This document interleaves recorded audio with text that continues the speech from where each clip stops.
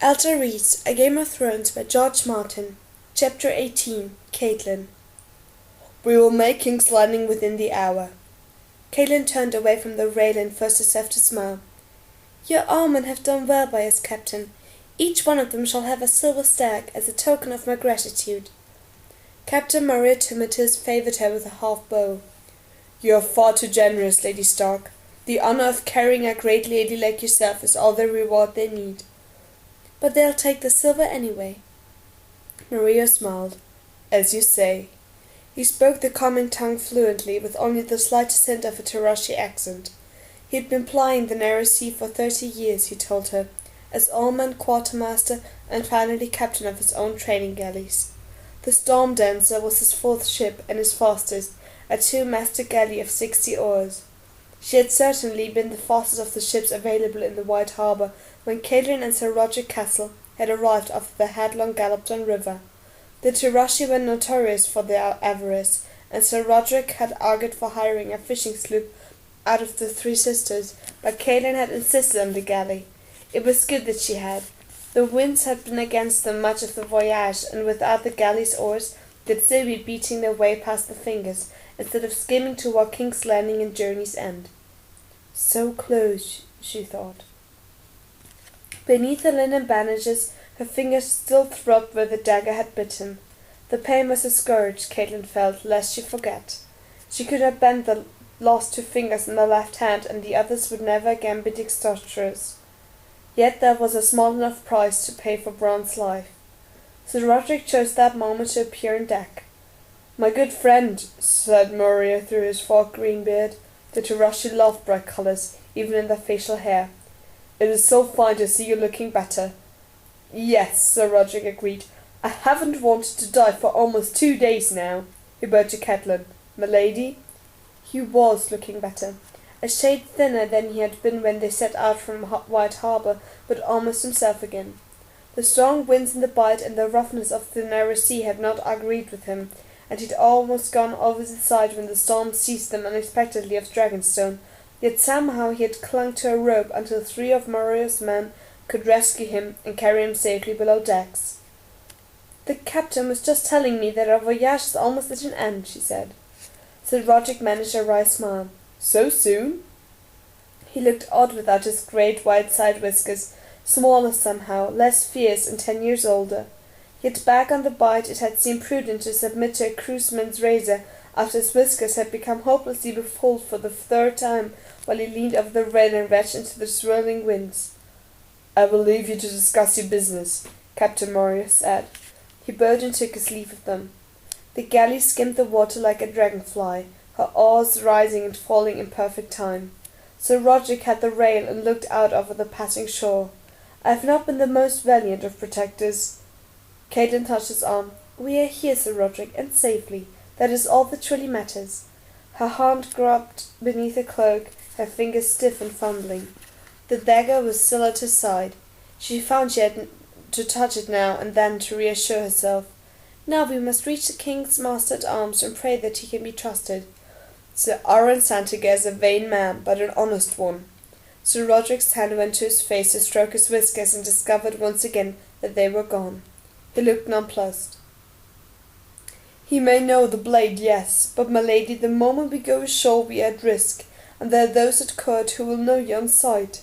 Catelyn's mouth grew tight. Little finger, she murmured. His face swam up before her, a boy's face, though he was a boy no longer. His father had died several years before, so he was Lord Baelish now, yet still they called him Littlefinger. Her brother Edmure had given him that name long ago at Riverrun. His family's smallest holdings were on the smallest of the fingers, and Peter had been slight and short for his age. Sir Roger cleared his throat. Lord Baelish once, His thought trailed off uncertainly in search of the polite word. Catelyn was past delicacy. He was my father's ward. We grew up together in Riverrun. I thought of him as a brother, but his feelings for me were more than brotherly. When it was announced that I was to meet Brandon Stark, Peter challenged for the right to my hand. It was madness. Brandon was 20, Peter scarcely 15. I had to back Brandon to spare Peter's life. He let him off with a scar. Afterward my father sent him away. I have not seen him since." She lifted her face to the spray, as if the brisk wind would blow the memories away. "He wrote to me at Riverrun after Brendan was killed, but I burnt the letter unread. By then I knew that Ned would marry me in his brother's place." Sir Roderick's fingers fumbled once again for non-existent whiskers. "Littlefinger sits on the small council now." "I knew he would rise high," Catelyn said. "He was always clever, even as a boy, but it is one thing to be clever and another to be wise. I wonder what the years have done to him." High overhead the far eyes sang out from the rigging. Captain Mario came scrambling across the deck, giving orders, and all around him the storm dancer burst into frenetic activity at King's Landing, slid into view atop its 3 high hills. 300 years ago, Catelyn knew, those heights had been covered with forest, and only a handful of fisherfolk had lived on the north shore of the Blackwater Rush, where the deep, swift river flowed into the sea. Then Aegon the Conqueror had sailed from Dragonstone. It was here that his army had put ashore, and there on the highest hill that he built his first cruel redoubt of wood and earth. Now the city covered the shore as far as Catelyn could see, manses and arbours and granaries, brick storehouses and timbered inns and merchants' stalls, taverns and graveyards and brothels, all piled one on another. She could hear the clamour of fish market even at this distance. Between the buildings were broad roads lined with trees, wandering crookback streets, and alleys so narrow that 2 men could not walk abreast. Vincenius Hill was crowned with the great sept of Baelor, with its 7 crystal towers. Across the city and the hill of Rhaenys stood the blackened walls of the Dragon Pit, its huge dome collapsing into ruin, its bronze doors closed down for a century. The street of the Sisters ran between them, as straight as an arrow. The city walls rose in the distance, high and strong. 100 quays lined the waterfront, and the harbour was crowded with ships. Deep-water fishing boats and river runners came and went. Ferrymen pulled back and forth across the Blackwater Rush, trading galleys unloaded goods from Bravos and Pentos and Liz. Catelyn spied the Queen's honoured barge, tied up beside a fat-bellied whaler from the port of Ibben, its hull black with tar, while upriver a dozen lean golden warships rested in their cribs, sails furled and cruel iron rams lapping at the water. And above it all, frowning down from Aegon's high hill, was the Red Keep. 7 huge drum towers crowned with iron ramparts, and immense grim barbarican vaulted halls and covered bridges, barracks and dungeons and granaries, massive curtain walls studded with archers' nests, all fashioned of pale red stone. Aegon the Conqueror had commanded it built. His son Maegor the Cruel had seen it completed. Afterward he had taken the heads of every stonesmason, woodworker and builder who had laboured on it.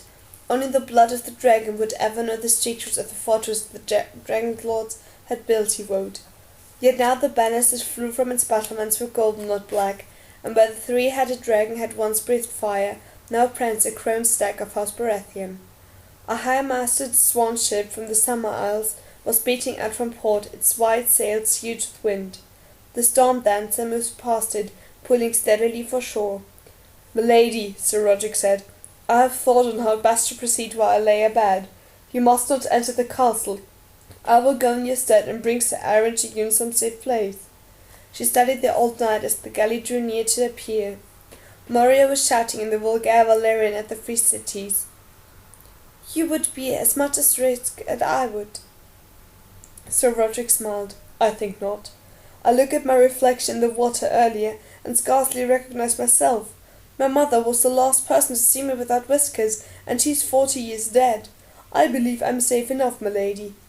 Moria bellowed a command. As 60 oars lifted from the river, then reversed in black water. The galley slowed. Another shout. The oars slipped back and set the hull. As they thumped against the dock, Tyroshi seamen leapt down to tie up. Moria came bustling up, all smiles. "King's Landing, my lady, as you did command. I've never had a ship made a swifter or surer passage. Will you be needing assistance to carry your things to the castle?" "We shall not be going to the castle.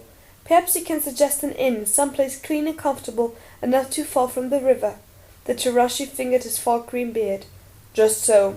I know of several establishments that might suit your needs. Yet first, if I may so bold, there's the matter of the second half of the payment we agreed upon, and of course the extra silver you were so kind as to promise. 60 stacks, I believe it was. For the omen, Catelyn reminded him. Oh, of certainty, said Morio. Though perhaps I should hold it for them until we return to Tyrosh, for the sake of their wives and children. If we give them the silver here, my lady, they will dice it away or spend it all for a night's pleasure. There are worse things to spend money on, Sir Roderick put in. Winter is coming. A man must make his own choices, Catelyn said. They earned the silver. How they spent it is no concern of mine. As you say, my lady, Maria replied, bowing and smiling. Just to be sure, Catelyn paid the omen herself, a stag to each man, and a copper to the 2 men who carried the chest halfway up Visenia's hill to the inn that Moria had suggested. It was a rambling old place on Eel Alley. The woman who owned it was a sore crone with a wandering eye who looked them over suspiciously and bit the coin that Catelyn offered her to make sure it was real. Her rooms were large and airy, though, and Moria swore that her fish stew was the most savoury in all the 7 kingdoms. Best of all, she had no interest in their names. I think it best if you stay away from the common room, Sir Roderick said after they had settled in. Even in a place like this, one never knows who may be watching. He wore a ringmail, dagger, and long sword under a dark cloak with a hood he could pull up over his head. I will be back before nightfall with Sir Aaron, he promised. Rest now, my lady. Catelyn was tired. The voyage had been long and intriguing, and she was no longer as young as she had been. Her windows opened on the alley and rooftops, with a view of the black water beyond. She watched Sir Roderick set off, striding briskly through the busy streets until he was lost in the crowds, then decided to take his advice. The bedding was stuffed with straw instead of feathers, but she had no trouble falling asleep. She woke to a pounding on her door. Catelyn sat up sharply. Outside the window, the rooftops of King's Landing were red in the light of the setting sun. She had slept longer than she intended. A fist hammered at her door again, and a voice called out, "Open in the name of the king!" "A moment," she called out. She wrapped herself in the cloak. The dagger was on the bedside table. She snatched it up before she unlatched the heavy wooden door. The man who pushed into the room wore the black ringmail and golden cloaks of the city watch. The leader smiled at the dagger in her hand and said, "No need for that, my lady. We are to escort you to the castle." "By whose authority?" she said. He showed her a ribbon. Catelyn felt her breath catch in the throat. The sea was a mockingbird, in grey wax. "Peter," she said. So soon. Something must have happened to Sir Roderick. She looked at the head guardsman. "Do you know who I am?" "No, my lady," he said. "My Lord Littlefinger said only to bring you to him, and see that you were not mistreated." Catelyn nodded. "You may wait outside while I dress." She bathed the hands in the basin and wrapped them in clean linen. Her fingers were thick and awkward as she struggled to lace up her bodice and knot a drab brown cloak about her neck. How could Littlefinger have known she was here? Sir Roderick would never have told him. Old he might be, but he was stubborn and loyal to a fault. Were they too late? Had the Lannisters reached King's Landing before her? No, if that were true, Ned would be here too, and surely he would have come to her. How? Then she thought, Morio. The Tyroshi knew who they were and where they were, damn him. She hoped he'd gotten a good price for the information. They had brought a horse for her. The lamps were being lit along the streets as they set out, and Catelyn felt the eyes of the city on her as she rode, surrounded by the guard in their golden cloaks. When they reached the Red Keep, the portcullis was down and the great gate sealed for the night, but the castle windows were alive with flickering lights. The guardsmen left their mounts outside the walls and escorted her through a narrow postern door, then up endless steps to a tower. He was alone in the room, seated at a heavy wooden table, an oil lamp beside him as he rode. When they ushered her inside, he sat down his pen and looked at her. "Cat," he said quietly, "why have I been brought here in this fashion?" He rose and gestured briskly to the guards. "Leave us." The man departed. "You were not mistreated, I trust," he said after they had gone. "I gave firm instructions." He noticed her bandages. "Your hands?" Catelyn ignored the implied question. "I'm not accustomed to being summoned like a serving wench," she said icily. "As a boy you still knew the meaning of courtesy." "I've angered you, my lady. That was never my intent." He looked contrite. The look brought back vivid memories for Catelyn. He had been a sly child, but after his mischiefs he had almost looked contrite. It was a gift he had. The years had not changed him much. Peter had been a small boy, and he had grown into a small man, an inch or two shorter than Catelyn, slender and quick, with the sharp features she remembered and the same laughing grey-green eyes. He had a little pointed chin-beard now, and threads of silver in his dark hair, though he was still shy of 30. They went well with the silver mockingbird that fastened his cloak. Even as a child he had always loved his silver. "How did you know I was in the city?" she asked him. "Lord Varys knows all," Peter said with a sly smile. "He will be joining us shortly, but I wanted to see you alone first. It has been too long, Cat. How many years?" Catelyn ignored his familiarity. There were more important questions. "So it was the King's spider who found me." Littlefinger winced. "You don't want to call him that. He's very sensitive. Comes of being an eunuch, I imagine. Nothing happens in the city without Varys knowing. Oft-times he knows about it before it happens. He has informants everywhere. His little birds, he calls them. One of his little birds heard about your visit. Thankfully Varys came to me first." "Why you?" She shrugged. "Why not me? I am master of coin, the king's own counsellor. Stanley and Lord Renly rode north to meet Robert, and Lord Stannis is gone to Dragonstone, leaving only Maester Pycelle and me. It was the obvious choice. I was ever a friend to your sister Lisa. Varys knows that." "Does Varys know about—" "Lord Varys knows everything, except why you are here." He lifted an eyebrow. "Why are you here?" "A wife is allowed to yearn for a husband, and if a mother needs her daughter's clothes, who can tell her no?" Littlefinger laughed. "Oh, very good, my lady, but please don't expect me to believe that. I know you too well. What were the jolly words again?" Her throat was dry. "Family, duty, honour," she recited stiffly. He didn't know her too well. "Family, duty, honour," he echoed, "all of which required you to remain in Winterfell, where a hand left you. No, my lady, something has happened. This sudden trip of yours bespeaks a certain urgency. I beg of you, let me help. Old sweet friends should never hesitate to rely upon each other." There was a soft knock on the door. "Enter," Littlefinger called out. The man who stepped through the door was plump, perfume-powdered, and as hairless as an egg. He wore a vest of woven gold thread over a loose gown of purple silk, and on his feet were pointed slippers of soft velvet. "Lady Stark," he said, taking her hand in both of his, "to see you again after so many years is such a joy." His flesh was soft and moist, and his breath smelled of lilacs. "Oh, your poor hands! Have you burnt yourself, sweet lady? The fingers are so delicate.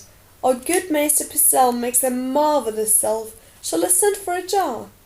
Catelyn slid her fingers from his grip. "I thank you, my lord, but my own Maester Lewin has already seen to my hurts." Varys bobbed his head. "I was grievous sad to hear about your son, and him so young. The gods are cruel." "On that we agree, Lord Varys," she said. The title was but a courtesy due to him as a council member. Varys is lord of nothing but the spider-web, the master of none but his whispers. The eunuch spread his soft hands. "One more than that, I hope, sweet lady. I have great esteem for your husband, our new hand, and I know we do both love King Robert." "Yes," she was forced to say, "for certainty." "Never has a king been so beloved as our Robert," quipped Littlefinger. He smiled slyly. "At least in Lord Varys' hearing." "Good lady," Varys said with great solitude, "there are men of the Free Cities with wondrous healing powers. Say only the word and I will send for one of your dear Bran." "Maester Lewin is doing all that can be done for Bran," she told him. She would not speak of Bran or Tyr, not with these men. She trusted Littlefinger only a little, and Varys not at all. She wouldn't let them see her grief. "Lord Baelish tells me that I have you to thank for bringing me here." Varys giggled like a little girl. "Oh, yes! I suppose I'm guilty. I hope you forgive me, kind lady." He eased himself down into his seat and put his hands together. "I wonder if we might trouble you to show us the dagger." Catelyn Stark stared at the eunuch in stunned disbelief. He was a spider, she thought wildly, an enchanter of words. He knew things no one could possibly know, unless— "What have you done to Sir Roderick?" she demanded. Littlefinger was lost. "I feel rather like the knight who arrives at the battle without his lance. What dagger are we talking about? Who is Sir Roderick?" "Sir Roderick Castle is Master-at-Arms at Winterfell," Varys informed him. "Are you sure, your Lady Stark, nothing at all has been done to the good knight? He did call here early this afternoon. He visited with Sir Aaron Sant again in the armoury, and they talked of a certain dagger. About sunset they left the castle together and walked to the dreadful hovel where you were staying. They were all still there, drinking in the common room, waiting for your return. Sir Roderick is very distressed to find you gone." "How could you know all that?" "The whisperings of little birds," Varys said, smiling. "I know things, sweet lady. That is the nature of my service," he shrugged. "You do have the dagger with you, yes?" Catelyn pulled it out from beneath her cloak and threw it down on the table in front of him. "Here, perhaps the little birds will whisper the name of the man it belongs to." Varys lifted the knife with exaggerated delicacy and ran a thumb along its edge. Blood welled, and he let out a squeal and dropped the dagger back onto the table. "Careful," Catelyn told him. "It's sharp." "Nothing holds an edge like Valyrian steel," Littlefinger said, as Varys sucked at his bleeding thumb and looked at Catelyn with sullen admonition. Littlefinger hefted the knife lightly in his hand, testing the grip. He flipped it in the air, caught it again with his other hand. "Such sweet balance! You want to find the owner? Is that the reason for this visit? You have no need of Sir Aaron for that, my lady. You should have come to me." "And if I had," she said, "what would you have told me?" "I would have told you that there was only one knife like this at King's Landing." He grabbed the blade between thumb and forefinger, drew it back over his shoulder, and threw it across the room with a practised flick of his wrist. It struck the door and buried itself deep in the oak, quivering. "It's mine." "Yours?" It made no sense. Peter had not been at Winterfell. "Until the tourney on Prince Joffrey's name day," he said, crossing the room to wrench a dagger from the wood. "I backed Jaime in the jousting, along with half the court." Peter's sheepish grin made him look half a boy again. "When Loras Tyrell unhorsed him, many of us became a trifle poorer. Sir Jaime lost 100 golden dragons, the Queen lost an emerald pendant, and I lost my knife. Her Grace got the emerald back, but the winner kept the rest." "Who?" Catelyn demanded, her mouth dry with fear. Her fingers ached with remembered pain. "The imp," said Littlefinger as Lord Varys watched her face. "Tyrion Lannister."